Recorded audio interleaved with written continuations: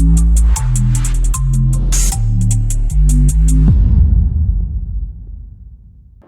સુખમય ગણપતિ વિસર્જન પૂર્ણ થયું. ગૃહ રાજ્યમંત્રી હર્ષ સંઘવી દ્વારા પોલીસને અભિનંદન પાઠવવામાં આવ્યું. સુરતમાં સુખમય ગણપતિ વિસર્જન પૂર્ણ થતાં ગૃહ રાજ્યમંત્રી હર્ષ સંઘવી દ્વારા પોલીસને અભિનંદન પાઠવવામાં આવ્યું હતું. સુરત પોલીસ સતત 72 કલાકથી ખડેપગે લોકોની સેવામાં ઊભી રહી હતી, જેથી સુરત પોલીસે 72 કલાકમાં તેમનો ઘરનો દરવાજાઓ પણ જોયો નથી તેવું હર્ષ સંઘવીએ જણાવ્યું હતું. સુરતમાં થયેલ પથ્થરમારા મામલા પછી વાતાવરણ તંગ બન્યું હતું. ગણપતિ વિસર્જન પૂર્ણ થતાં પોલીસે હાશકારો અનુભવ્યો હતો.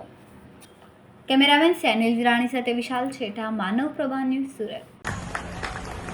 મારી સુરત પોલીસને બી આજે અભિનંદન આપવા માંગુ છું. છેલ્લા અનેક દિવસોથી તમે સૌ લોકો આટલી ઊંચી ભગવાન ગણપતિજીની મૂર્તિ અને એની પૂજા અર્ચના, એનું આગમન અને વિસર્જન, આ બધું ભાવપૂર્વક, ઉત્સાહપૂર્વક તમે સૌ લોકો બનાવી શકો તે માટે સુરત પોલીસ અનેક દિવસથી રાત દિવસ એક કરીને એમને પોતાના ઘરના ગણપતિની પૂજાને ત્યાગ કરીને તમારા ગણપતિજીની, તમારા મંડળોની પૂજા અર્ચના, તમારા સૌનો ઉત્સાહ જળવાઈ રહે તે માટે જે કામગીરી કરી છે તે બદલ હું સુરત શહેર પોલીસ કમિશનર શ્રી અનુપમસિંહ ગેહલોતજી અને એમની આખી ટીમને હું ખૂબ ખૂબ અભિનંદન આપું છું. તમે કલ્પના કરો, છેલ્લા 72 કલાકથી તો સુરત શહેરની પોલીસે પોતાના ઘરનો દરવાજો નથી જોયો.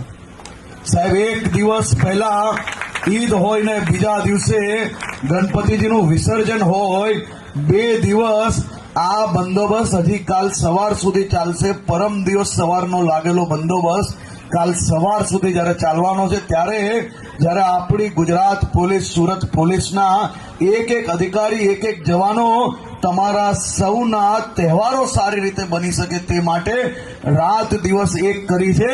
એ બદલ એમના માટે આપણે સૌ લોકો તાળીઓ વગાડશું. બોલો ભાઈ, અભિનંદનના પાત્ર છે કે નથી? આવું કંજુસાઈ આવી? કેવો બંદોબસ્ત ભાઈ, બરાબર?